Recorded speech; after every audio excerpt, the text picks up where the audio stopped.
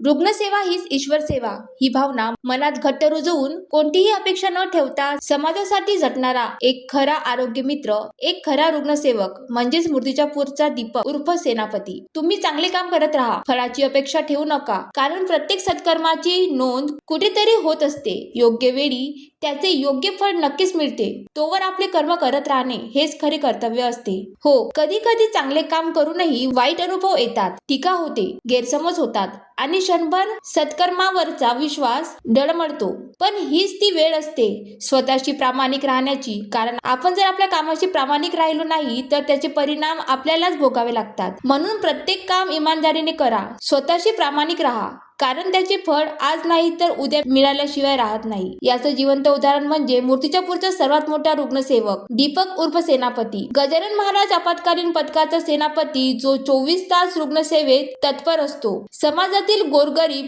अपंग, दीनदलित, दुर्घटनाग्रस्त आणि गरजूची सेवा त्यांच्या हातून घडते. ज्याचं कोणी काही त्याच्यासाठीही तोच आधार ठरतो. स्वतःची परिस्थिती साधी असतानाही ना राजकारणाची अपेक्षा, ना पदाची, ना पैशाची, ना प्रसिद्धीची लालसा. त्याची सेवा कोणाला दाखवण्यासाठी नाही तर मनापासून आहे. आजकाल रुग्णसेवा पोस्टर, बॅनर आणि लाईक्स पुरती मर्यादित होत चालली आहे. निवडणुका आल्या की अनेक सेवक दिसतात, पण सेनापती कुठे दिसत नाही, कारण तो प्रसिद्धीत नाही, तो प्रत्यक्ष सेवेत असतो. सेनापती हा फक्त एक माणूस नाही, तो एक विचार आहे. तो शिकवतो की सेवा करण्यासाठी मोठं पद लागत नाही, मोठा पैसा लागत नाही, लागतो ते फक्त मोठं मन आणि समर्पित वृत्ती. इतकेच नव्हे तर मृत्यूनंतर ज्याचं कोणीही नाही अशा निराधार व्यक्तीचाही अंत्यविधी करून तो मानवतेचा धर्म जपत असतो.